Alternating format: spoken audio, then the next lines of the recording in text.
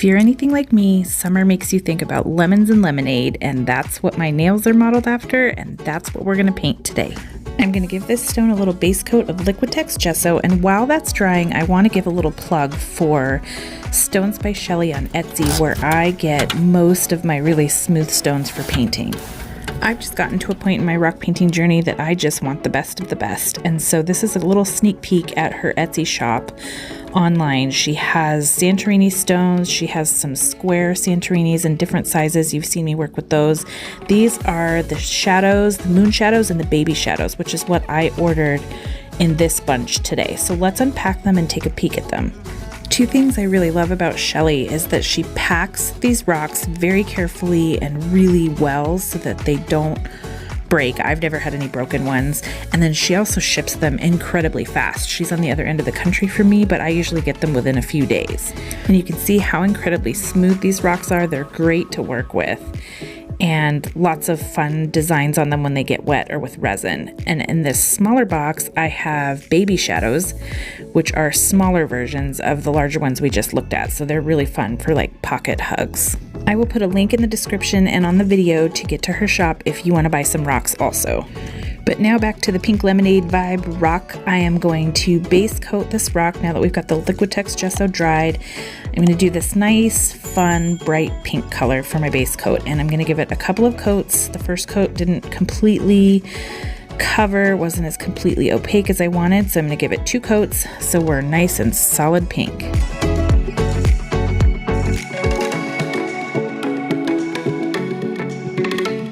Now I'm going to get my soapstone pencil out and I'm going to line out my lemon slice. So just a straight line across and then a semicircle underneath.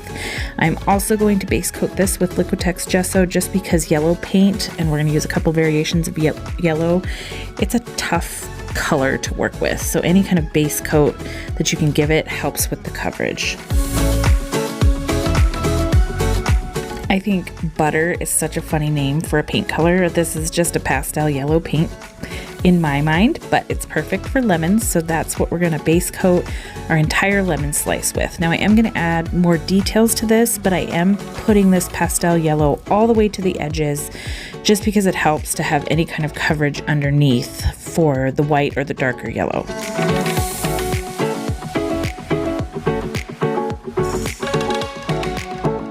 Next, I'm going to start with it's not the rind, but the white part that's inside of a lemon. Somebody's going to know the correct term for this because I don't know what it is.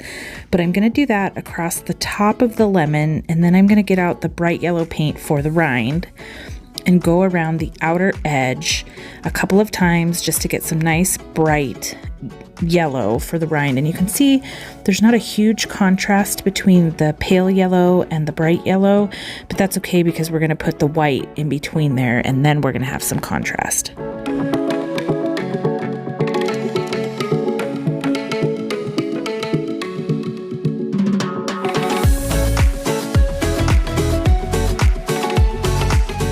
Now I'm going to go around that semicircle again with the white paint, and this is just kind of creating the inner details of the lemon. So I'm going to go around the edge, and then I'm going to create sort of a, I don't know if you want to call it a starburst or almost like pie slices actually. I'm going to do a line right down the middle, going to the center of the lemon slice, and then 2 more diagonal lines.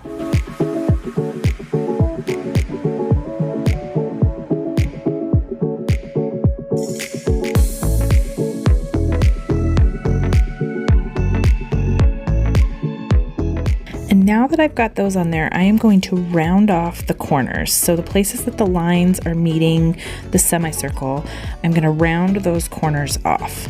This is something you see a lot with neurographic art designs where you round off the corners, but it's just kind of, it definitely, you can see the difference. Like this looked like a lemon when they were just pie slices, but when you start getting these rounded edges, it takes it to the next level.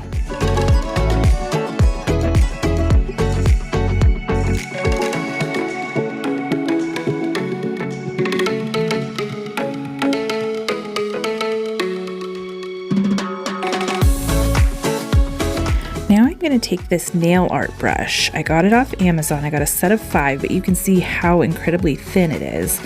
It's a nail art detail brush, but I'm going to take it and some white paint and just add some very slight lines for some dimension into the middle of the lemon. When you think about all the kind of veins and lines you see in a lemon, that's what I'm creating here.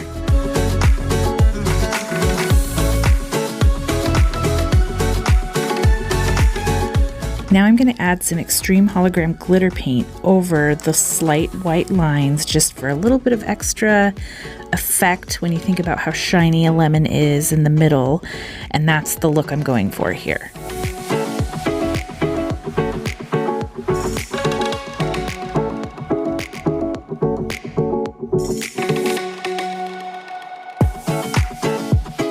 If you don't have a soapstone pencil yet from Happy Dotting Company, here's a good example of why it's so great. I can't line anything up to save my life. I think I lean to the right a lot. I start too far to the right. I had to erase 2 or 3 times to get my stuff lined up the way I wanted with this design.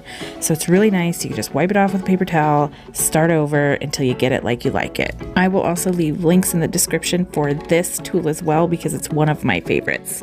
I like it better than the chalk pencils too. The only bummer is it only comes in white. Now that I've got my writing on there the way I want to, I'm going to take a Posca PC1MR white paint pen and outline my letters and just get them on there. And I love how the white pops on the pink paint, and it also picks up from the white in the lemon.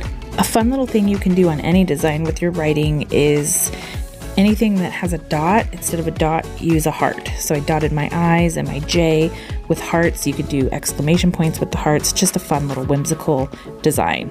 So I'm going to clean off the rest of the soapstone pencil, and then I want to come back in and thicken up the downstrokes on the word sugar for the faux calligraphy look.